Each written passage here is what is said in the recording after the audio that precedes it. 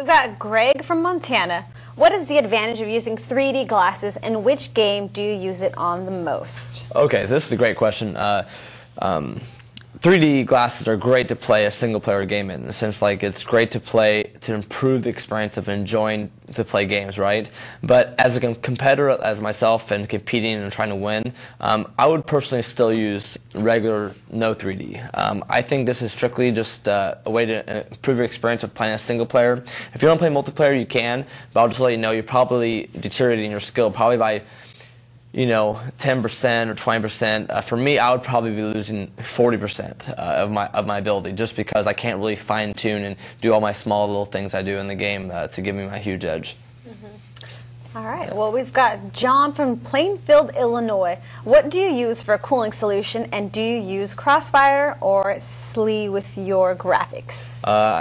It's actually SLI. Give me some capital letters, people. I'm reading something here. Nice. Okay, so you're SLI. SLI. You're SLI. Yeah. I was going to go with that. Yeah. Next. So I use SLI, of course. And you're asking for cooling solution. Actually, I have water cooled right now on one of my Origin PC. They actually sent to me and gave to me. So I'm using water cooling right now on that, and this seems to be a very stable solution actually now. Before I was always scared of it leaking and so forth, but now it's kind of stabilized, and you can actually use water cooling now. It's pretty easy. All right, cool. Also, it's very quiet, so it's nice. Nice. All right, so another quiet cooling system. Let's see, we've got Kareem. How does the processor affect your gameplay? Well, the processor is huge. I mean, in the sense like if I'm playing on an older processor. And I'm using like these new games that can take advantage of the cores and the multi-threading and so forth.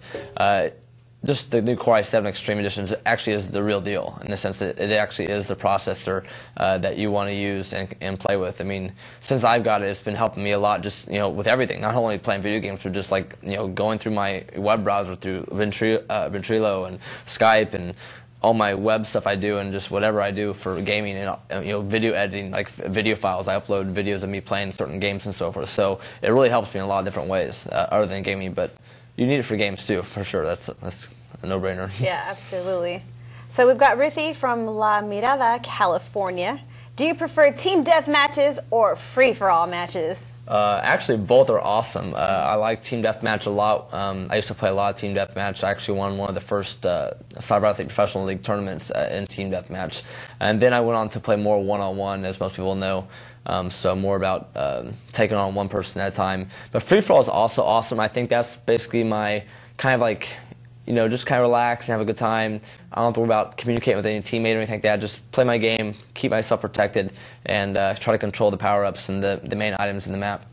Okay, we've got Tony from Wichita, Kansas. What games have you noticed that takes the most advantage of the 6 cores or 12 threads? Well, obviously, I've been playing Modern Warfare 2, Call of Duty in 3D, and playing trying to play the games in 3D. So I think that's where it would take the most advantage for me.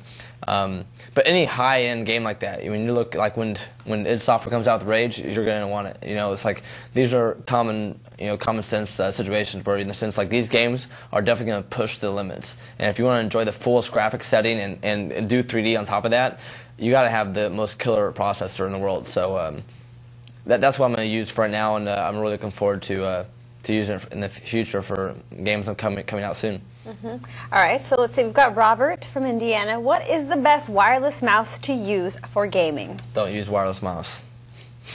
Don't even do it. No, all right. Yeah, like you want to have corded at all times. You never want to use wireless to anything. it has a delay to it. Even if it says like, oh, it's next, like it's like lightning speed, it's like all bullcrap. I mean, personally for me, that's just my opinion. But it's a fact. I mean, it's like you cannot. No pro gamer uses a wireless mouse. It's just so slow and so inaccurate. And actually, I suggest optical mice. I actually did a blog recently on my Fatal1ty.com site talking about mouse sensitivity and what mouse I use. And even laser, when I move it really fast, it can't keep up with how fast I move my hand. So I prefer optical mice. This is a typical mice you can buy for like $20, and you overclock it to 500 hertz. This is like all like really guru talk, I guess. But you can overclock it. On my website, I talk about everything about how to enhance your game. And the amazing thing is actually by overclocking your mouse, like say you have an optical mouse, it'll actually appear that you have more frames in the game. Swear to God. if you, because like most mice, the optical mice only come with 125 hertz, and if you overclock to 500 hertz, when you start to move the mouse around, it looks smoother. So it appears that you're getting more frames too. So it's really like these cool little bits and pieces that could improve your experience of playing games, and it's going to lead to more damage, being more accurate, being more precise, being faster than your opponent, everything. And it's just a lot of the small things I've been using in my career, you know. So let's see. Oh, I think you're going to like this one. We've got Tony from Kansas. Do you have any new Fatal1ty products coming out in the near future? He's from Kansas? He's from Kansas. Yeah, I'm from Missouri, but I live around the borderline of Kansas and Missouri. New products coming out. You know, our newest product that I guess we've released is, I guess, just released last week, was actually in Germany. I was there for CeBIT, and we launched, we actually work with OCZ making Fatal1ty power supply units, and we have a new 750-watt modular power supply. And this is great for people to mod their case and so forth, but you obviously are getting a lot of power, so it's going to supply power to your motherboard, your graphic card, to your everything. And this is going to give you great stable power when you're playing, so making sure all your components are getting the proper power they need to be running at full speed. So OC's been doing really good with that. And then, you know, with Creative, we obviously have our X5 titanium sound card, and also our Fatal1ty Creative MK2 headsets. They have a silencer technology where actually it can remove background noise and send across your voice alone. But I just want to be able to talk smack with the different voices and stuff online, so people just think I'm joking around. It's really fun. Like, they have like 20 different voices. You can be a demon, like a chipmunk, whatever you want. You know, it's pretty entertaining. You can do it over Ventrilo, over the game, over Skype. You can do it basically everywhere, and it's just fun. You know, it's just, yeah. You just love taunting people in different voices. Yeah, or calling up your mom and say some weird stuff. You know, it's entertaining. I'm telling you. Like, don't do it. That's horrible. Yeah. That's funny. Yeah. All right, so let's see. Oh, we've actually had this question before, and I love this question. It's, you know, I think you're inspiring some people here. So we've got Jeff Sandy from Utah. Now, how does someone get started in professional gaming? Well, I think the biggest thing for all of us is you have to go to LAN parties in your area and try to compete and be the best in your city. And then eventually, you have to play online too. If you can find online tournaments, play in those. Get involved in the community. Get on IRC. Get on different channels to talk with that community. Find out where the hardcore websites are that are following that scene. Or they're talking about tournaments all the time, so you can find out about a lot of stuff like that way. But I would say if you're trying to become a professional gamer, you have to be using good equipment, because you have to find out how good you are. If the equipment is holding you back, you can never know how good you really are.